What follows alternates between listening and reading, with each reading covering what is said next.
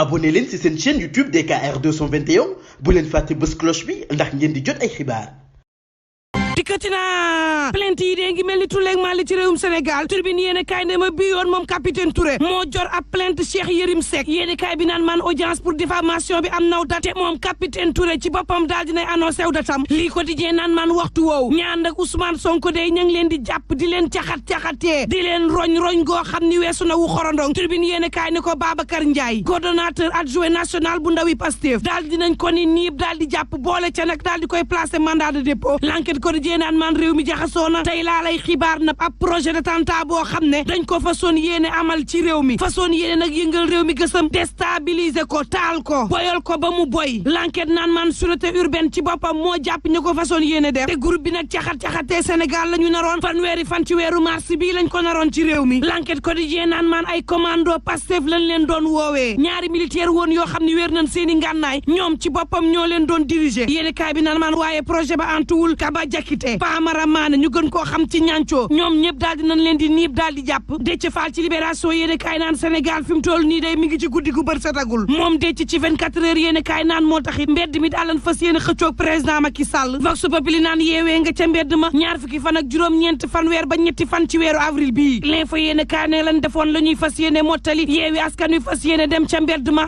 l'observateur naan ña nga ci risque de yeewi askan wi fas yéene marche bés bi nga xam ne ca la ñuy atte Ousmane Sonko ak Mame Mbaye Niang yéene kaay Futurs Médias bi naan leen yéen a ngi jëm ci risque xam leen ko direct news naan réew mi jaxasoo na lool nañu gestu modèle yi nga xam ne royukaay lañu woon doonoon ay seetu ku ci mel ni Serigne Babacar Sy xalif bu njëkk bu Tidiane royuwaay la woon moom Serigne Babacar patriote la woon doon ko xeexee neneen lu mu am daan na ko bokk jaamaar loo woon na ca nam ko mëne woon baltaakul sagar xeeñul te ña nga xam ne nag ñoo jóge woon bitim réew di xoj Sénégal fexe woon na ba Tidiane yi respecté lool ñeneen ña nga xam ne bokkuñu woon ak ñoom tarixa moo tax mu amoon ni relation ak Njaasaan amoo ko Serigne Fallou Mbacké amoon koog bépp tarixa ak kilifa diine boo xam ni yaa ngi woon ci réew mi yéen kaay bi naan man terewul Sénégal waxtu wi ñu toll ñaaw na réew mi ko di mel ni ku daan kon day gën a ñaaw am na plateforme boo xam ni juróom benn fukk ak ñeent ci organisation ñoo fas yéene nag jaamaarloo ak président Macky Sall ne ko sa troisième mandat bi moom tegal ci suuf Sall Walf ko di naan man président Macky Sall day ñëpp a ngi tuñ-tuñal ku ne gàddu sab xeer pétition yi di naawee fee jaamaarloo yi tukkee fee gàddu yi bàyyeekoo fee lépp nag ci naan ko Sall ñetteel bi mandat mënta nekk moom président Macky Sall nga jël baaraam ba teg ci tuñ ba mel ni ku jaaxle askan wu takku daal di wër ña nga xam ne ñoo ne ci kanam naan kon troisième mandat du fi amee yéene kaay bi na taal koog Mimi Touré Malick Gakou Khalifa Babacar Sall docteur Abdourahmane Diouf Thierno Alassane Sall Bougane Gueye Dany Ousmane Sonko Mamadou Lamine Diallo Alioune Tine ak itam Déthié Fall yéene kaay bi naan kon ñi ñëpp askanu Sénégal leen yónni de te naan kon président bàyyil Vox Populi naan ci lettre ba nga xam ne député yii di Chassaigne ak Jean-Paul Lecoq ten jagleeloon ko ministre bu France bu affaires étrangères moom kee door see daal dinay tontu xamal leen ni nag ñoom seen yoon nekkul ci loo xam ne constitution bu Sénégal moo ca war a addu sunu kàddu yi autorité yee ko moom opposition ko moom waaye itam société civile moo ko moom maître Omar Youm ci yéene kaay bi naan leen may leen nu jàmm yéen ay rumeur ngeen di dégg rek dem yóbbu seen dëkk xam nga booy wasaare da ngay xaar ba mbir yi leer la nga door a yóbbu sursoir naan man suukar si day mi ngi tàqale askan wi Tribune Sport naan kon gaynde yi boole nañu ni ki démb Sud Quotidien naan kon gaynde yi kay démb dañoo costume karawaatu wane ni Afrique ñoo fiy boos Le Soleil yéene kaay ne gaynde démb soxlawul woon wane ni bëggul mbuum yàpp lay dundee moom ay weem la yoroon di gëjë Dakar Times naan kon ndogu goo xam ne maar day taali def nañ ko Mozambique laas ne ko juróomi bal la ñu amal ca jam ñaajo ni ki démb réew mi ko di naan kon Sénégal dafa écrasé Mozambique L'Observateur naan kon aljuma joo xam ni juróom record naan kon ci bi kay Stades yéene kaay naan kon champion d'Afrique yi ni ki démb day ku xiifoon suur nga këll ndax nag wane na ni ay gaynde lañu te kenn du leen jam naa ni ñuy ñaan jàmm mbokk yi te yendoog jàmm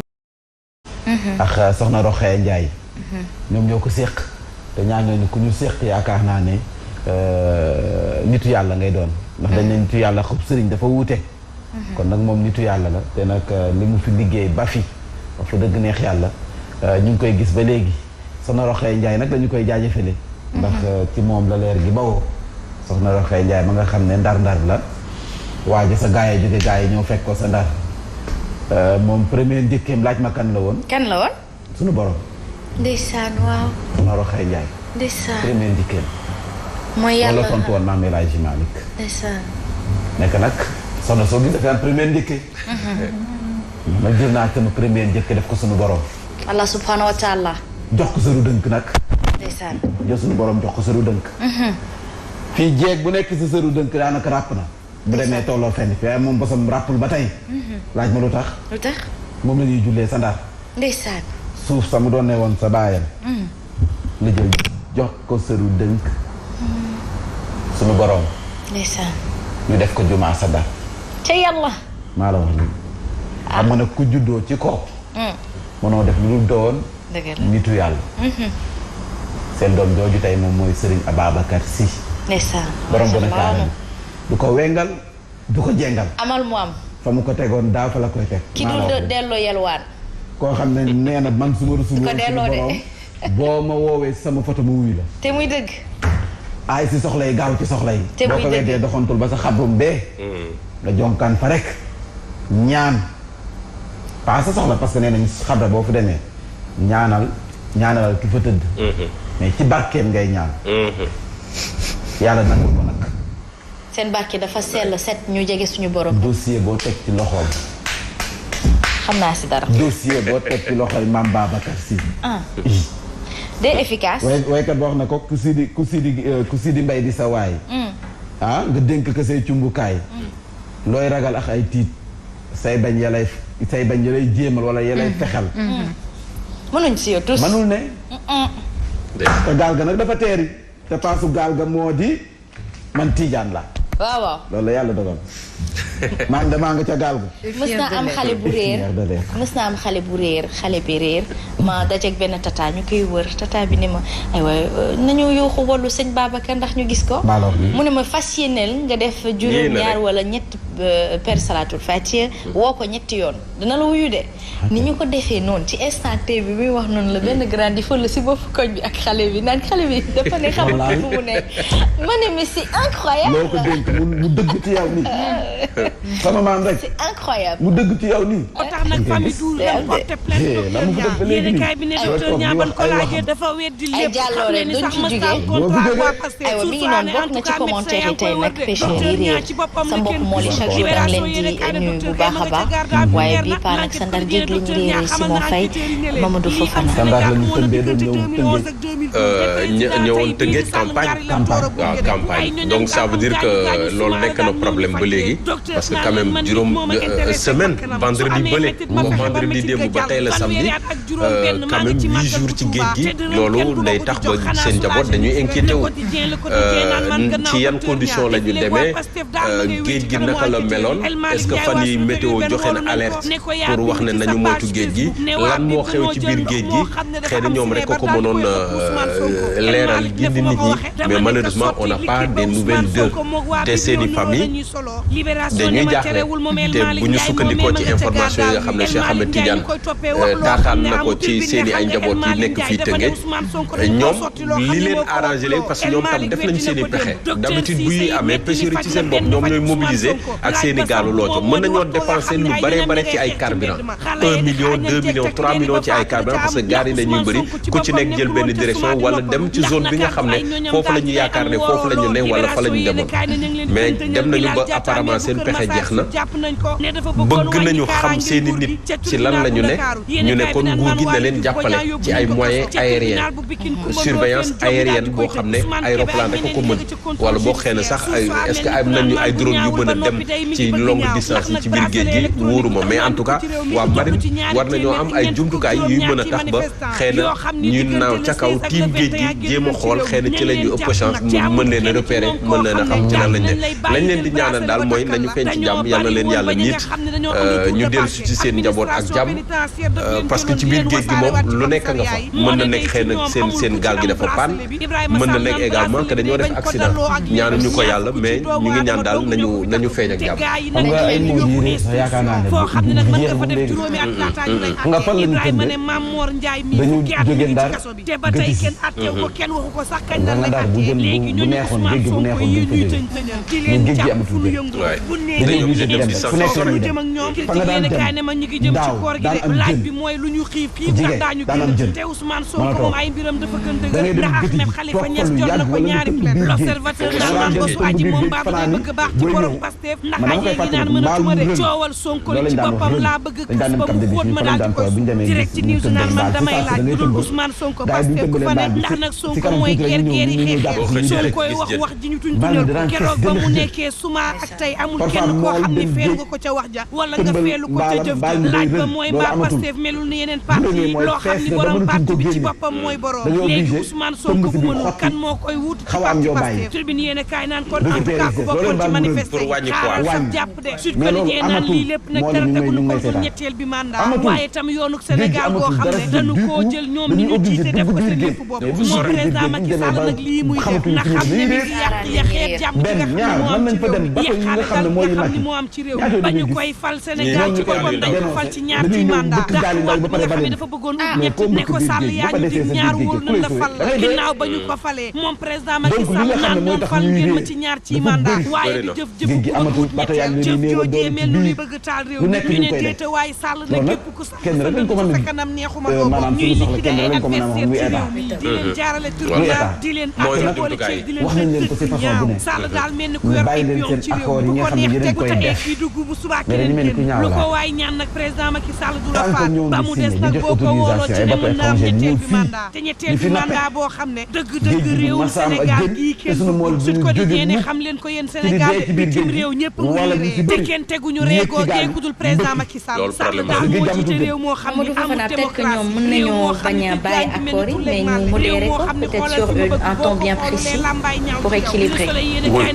Est-ce que modéré lay doon je ne crois pas li ci mën a am soit suspension le temps de ñu jéem a waxtaan pour xool parce que boo daggee contrat dañ lay yóbbu ci kanamu yoon te ay convention am na ay tribunaux internationaux yoo xam ne uniquement ci yooyu la jëm en cas de rupture unilatérale de contrat c'est sûr que les gens dañuy rester en justice et c'est pour le dédommager maintenant à quel prix ça va prendre combien de sous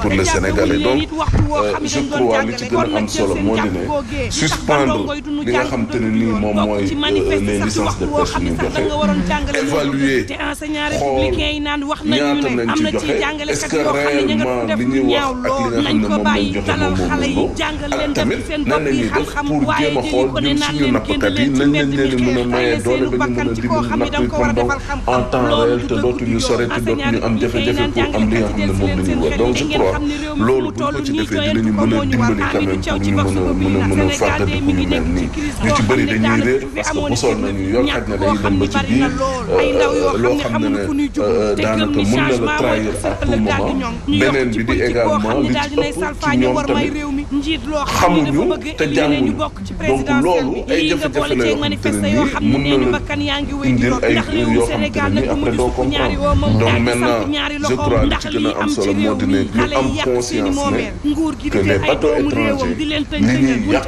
ci Sénégal ak li ñuy jural ci conséquence par rapport ak suñuy nappkat dafa bari maintenant nag il faut ñu revoir la situation xoolal nu ñuy mën a def ba nga xam ne suñuy nappkat dinañ ci le système de gestion de la pêche justement ak prévention bu ñuy dem ci biir géej météo bi surtout Sénégal tamit bàyyi xel nan lañ leen mën a peut-être jàppale dans ce sens surtout loolu. oui peut-être xam nga bulletin météo dinañ koy wax mais ñu ci bëri dinañ ko jéem a saytu ñenn ñi mais nekkul ñëpp parce que boo xoolee ñii napp ñi ñu ci ëpp tamit nekkul ñoo xam ne dañoo sori ci njàng bi wala est-ce que jàng nañ parce que boo xoolee ay xale ci ñuy napp da ngay gis ay xale yu ndaw mu lenn na ñii demuñu école ànd nañoo ak seen waajur parce que peut-être c'est la principale activité de ce terroir là mu ñoom ñu nekk ci xale yi kon dès le bas âge ni ngi ci nekk ba màgg alors kooku est-ce que dina jàpp ne man de war naa mën a bàyyi xel bulletin météo. bu fekkee ne nag li nga xam te ne nii moo la mën a dimbali nga mën a pare à toute éventualité nga mën ko sóoraale loolu jëloo ko en amont balaa ngay dem. mais boo demee ba en haute mer le climat changé temps bi changé. justement moom mooy indi yu mel nii. donc sensibilisation war nañ leen ci dimbali mais beneen bi outiller leen en matière de gilet. dina leen dimbali les fibres bateau fibre yi ñu ngi ko doon wax mais à côté bateau fibre boo defee promotion bi mais am na ñoo lor. Les charpentiers qu'est-ce qu'ils vont devenir. xam nga donc yooyu yëpp ay kii la yoo xam ne je crois wàllum napp gi dañoo war a toog waxtaan. ndëpp la laaj de jéem a xool ni ñu ci mën a indi. ñu yegg ci kaw tribune bi ndëpp national. ndëpp national nañ ci bàyyi xel sama mbokk nappkat yi moom. faaw ñu bàyyi si ñoom xel. peut-être ma bàyyi en passant on a reçu une information tout à l'heure sunu correspondant bi nekk Ziguinchor. ne Mamadou Korkaba mooy xale bi ñu rayoon keroog altine. tey jii lañ koy jébal borom. bu 14h jotee ca Bignona. moytu leen waajur yi maytu leen xool leen seen doom yi. yaa ngi doon wax tamit wàllu diine tey jii bu dee ñun catholique ñu ngi fàttaliku l'annonciation. mooy bi malaaka Gabriel vous appelez ça Jibril. ange Gabriel waaw bi mu ñëwee ci Marie. di ko annoncé ne di nga am doom jooju mooy Jésus. tey jii la ñu mandargal bés bi le 25 mars. donc diine ci biir diine dara du hasard. dara du hasard tombeex sunu maam Babacar. je me rappelle au catéchisme quand on te le racontait tu voyageais spirituellement machallah. en tout cas yéen ngeen def ay ñaan rek. waaw moom kay ñaan rek bokk def ñaan réew mi ci boppam moo soxla ñaan. nañu ñaan ku ci nekk la mu gëm. nañu ko ñage. waaw ci ay ñaan ca ñu dugg yàlla tamit daf ñoo beral loxo. am nañu pétrole am nañu gaz léegi coupe du monde moo ñu dese am nañu ay wàllu yu. coupe du monde bu football. moo ñu dese dina mos a ñëw. donc loolu rek moo ñu dese dina mos a ñëw. yàlla ji daal deseetuñu dara lu dul nag loo gën a dugal sa loxo si jàmm ji. bii paase nii lu ndaw moo ñu tere woon yegg final. lu ndaw. Sénégal yi suuf si nangu. lépp la am. lépp. Sénégal loo xalaat. mais nag gis ngeen ni doomu borom xaalis li ci ëpp ci ñoom di yaafusi noonu la ñu yàlla berale loxo bu ñu góorgóorlu ñu yaafus. ma yaafus xaw ma waaye fii. li ci ëpp. Sénégal man teewul dara. da ngay ñàkk def effort xamoo ci dara sax. Sénégal bi dara da ngay ñàkk def effort. borom xam-xam bu la jaaxal mi ngi Sénégal. mi ngi Sénégal te borom xam-xam bu faj àddina mi ngi Sénégal. problème bu mënta am ci àdduna wërngal këpp. ki fay nekk ki fay indi jàmm sénégalais la. sénégalais. ki fay seppi xam-xam sénégalais la. waaw moo tax ma ne leen buñ góorgóorlu yaafus. tu sais en matière d'aviation y a un sénégalais pour dëggal li nga wax y a un sénégalais bëgguma tudd turam. ñu bëri xam nañ ko sax d'ailleurs moo xam ne Europe ak États-Unis sax dañ koy xëccoo. ndeysaan. surtout en Europe nga xam ne tout ce qui est aviation au niveau de l'Europe moom il est en plein dedans te pourtant au Sénégal il est presque inconnu. waaw xoolal loolu rek. ku bëgg a jàng xam-xam ñëw Sénégal. Tapez son nom sur l'internet il s'appelle Abdoulaye Madi Ndiaye il est de Thiès. Il avait même déclaré sa candidature ci élection présidentielle bu 2019 mais ci intention la yemoon parce que après il n'a pas pu continuer ñëw na ba Sénégal mais réalité yi mu fi gis après dafa gënaat am na ñëw 24 ma votal ko comme Omaro lu mu def ku ñëw mu jox la bakken. mais kii moom tey naa sama bakken. on est tellement choqués. mais en matière d'aviation c'est une mais xoolal même dans le monde culturel cinématographique képp ku fi teg tànk doo fay ba mukk. Je prends l'exemple de Jean-Claude Van Damme, Lady Gaga, je prends l'exemple de professeur Raoul qui est né ici, qui est un grand scientifique. Donc ñun nañ góorgóorlu rek yàlla pousse ñu dem. Mame Mbaye. nañ góorgóorlu waaw El Hadji Mor Gueye sopp na bi kees la dëkk. ma koy nuyu bu baax damay def émission ma loger.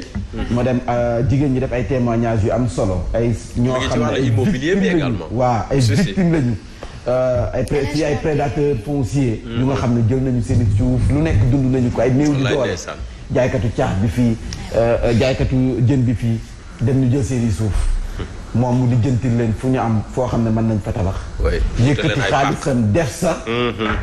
ña nga xam ne jot nañu pare bu ñuy tuxu mu jox leen xaalis ne leen dem leen dëkki. très bien El Hadji Mor Gueye sopp na bi. donc dina ci baax genre yooyu. il est très social. waaw ku social sa Thiès. waaw ku baax. donc nañ genre yooyu il faut nguur gi di leen xam te di liggéey ak ñoom ndax ñoo xam ña sonn dëgg ñu leen di jàppale. bu fekkee genre sénégalais yooyu la ñu soxla. modèle. ay sénégalais modèle nañ ci bàyyi xel bu baax. en attendant nag ñu yëg ci kaw tribune bi. waxtaane fii réew mi toll comme te ñun ñi dañ ñoo poñe. Touré Mandi Mori. ah Touré Mandi Mori. nee na la. ca Mali. wala bii bu Sénégal la. bu Sénégal. audience diffamation dañ koy tere ci mim réew. diffamation. ma ne ko ma porte plainte diffamation naa woo sama mbokk lépp yëpp ne leen kaay leen gunge ma damay dem. te dañ lay gunge de. fii lay taxaw ne leen bopp ba tànk fukki penc yeex ñaari dañ maa porte plainte ci diffamation damaa am ko ma diffamé. yow da ngay toppandoo. ah damaa juum kon. ah moom laa bëggoon dañ koy tere ci mim réew. capitaine Touré annoncé na datu procès moom ak Cheikh Yérim Seck taskatu xibaar bi ci procès bu nga xam ne ni moo war a dox seen diggante diffamation yaa ma waxal li nga waxal du dëggaandi say preuve nay leer xam nga police maa fekk la bëgg. xale yi xëccoo la. ma ne su ma ñëwul waxal la yow kii nu mu tudd Asma ma ne wala ma ne Yacine yaa fi def lii. preuve baa ngi nii. boo nee boo ma porté plainte soxla ma sax avocat. xam nga sunu grand bi muy bind livre am. bee passé ne. def ko ci cité waale. moom tuddoon ko ci ay mbir. capitaine Touré ne loolu amut. léegi moom bu dee am na preuve. na ko indi. Cheikh Yérim bu fi woo kenn citation le 14 juin defe naa la ñu war a taxaw. la ñu war a taxaw ñoom naa 14 juin. waaw en correctionnel. Cheikh Yérim dañ la ko ñaan bul woo kenn. l'année des procès. procès. waaw l'année des procès. waaw. am nañu lépp réew mi Sénégal am na lépp. am na sax ay procès. wallaay am na. procès yi moom bari na fi lool. réew mi rek. ay wax waxee. yéen kay groupe des médias daal si dikk nee na nag bi yeboo ñu xam ne capitaine Touré annoncé na date bi jëm ci procès bu diffamation ak Cheikh Yérim Seck loolee nag yéen kay daal na si dikk yéen kay bi également ñëw na ci wàllum yoon ba tey ak naka Babacar Ndiaye coordonnateur adjoint national bu jeunesse patriotique dañu ko placé sous mandat de dépôt dinaa ñëw ci Bébé Lassana Wagué mi ce qu'a décidé le juge d'instruction du tribunal de Kédougou yéen kay bi dikk na ci. mais TikTok pourquoi TikTok. une plainte contre TikTok au Sénégal. une plainte annoncée contre TikTok Sénégal waaye ñoom lu ñu xew la. je pense c'est à propos des données personnelles surtout pour les mineurs. d'accord. xale yi ni ñu nekkee ci TikTok quelque part hier soir. waaw. parce que xam nga TikTok moom ñëpp nga ciy gis. dañuy exposé xale yi. bu dee ñeneen ñi bëgg ma def publicité mais Facebook da nga am âge boo xam ne tant que prouvé woo ko mënoo am compte Facebook. mais TikTok presque c'est ouvert à tout le monde il suffit juste nga am lii nii. application bi téléphone je crois savoir que loolu moo tax. données personnelles des mineurs je pense looloo waral plainte bi xaw ma nag lan moo ci doxuñu exactement. de plus en plus li jëm ci wàllum internet restriction yi dina bëri loolu. il le faut. parce que même en France je crois c'est avant-hier le Parlement ñu ngi doon discuter sur une loi très contraignante. sur pour si affaire influenceurs yi. ak également les groupes WhatsApp. c'est important donc ce qui veut dire que gars yi xam nañ ne réseaux sociaux yi il faut ñu taxaw ci. organiser ko. parce que nag yaa ma ne yi nekk ci réseaux sociaux wax fa dëgg war nañ ko mën a raxas ba mu set. jikko yu ñaaw yi muy yee si nit ñi surtout. malheureusement. bu njëkk ba mais lépp politique bi ba mu saraxee la jikkoy ñaaw. mais bari na ay pays africains yoo xamante ni dañu restreindre seen internet justement. du ñëpp ci am accès de. ba yenn waxtu yi sax noonu. oui ñun Sénégal bi politique bi duggee ci réseaux sociaux yi Facebook bu njëkk ba pour la woon. pour gisantewaat dajewaat gisante waxtaan ay. dajewaat notre collègue. doxaanante ak jëndax jaay. moo ca nekkoon ci réseaux sociaux yi. politique bi dugg si saagante bi ñëw. nga dem ci école ba politique bi dugg si. xale yi di génn di marché.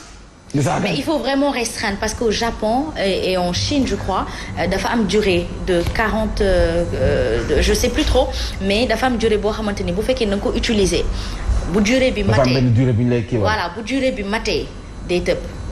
et c'est à des heures bien précises nga war a xaaraat ba le lendemain sous 24 heures je pense c'est entre 12 heures ou 40 minutes ou d'utilisation quelque chose comme ça. Et puis li si jàng mooy fii de boo ko jéemoon Sénégal. loo si jàng c'est-à-dire loo si jàng vidéo yi si nekk mooy des vidéos à caractère scientifique yoo mën a reproduire sa kër ak yi ni mel pour yokk sa xam-xam si wàllu jàng mais fii boo ko defee ñu ne la nguur gee liggéeyul. xale yu ndaw ñoo yor seen démocratie amul. waaw loolu lañ lay wax xale yu ndaw ñoo yor seen compte def mu leen neex. Walf Quotidien daal di ñëw ci président Macky Sall fu mu nekk nii yaakaar naa dafa bindoo ni tama gars ñi ñu ngi koy tëggee fu ne Macky seul contre tous. gis ngeen ko nii ñii ñëpp lenn la ñu bëgg maanaam Macky jóg ñu toog Aminata Touré ngi nii Khalifa Sall nga ca liste ba Abdourahmane Diallo sama Abdourahmane Diouf sama mbokkum Tëngéej awale Ousmane Sonko ngi nii Bougane Gueye Dany bu Ndar kii nga xam ne moo di Malick Gakou ana Alioune Tine moom lu mu ci kii Africa Jom Center bi moom it ci xeex troisième mandat bi la nekk. Ndeysaan ci xeex bi la. initiative xaw ma jàmm gën troisième mandat. Déthié Fall ok ñoom nag seen plateforme bi. mu ne politique et société civile. moom la ñu boole troisième mandat la ñuy bañ ci mim réew. Macky fu mu nekk nii nee nañ ko troisième mandat bi nga nekk nii génn ci.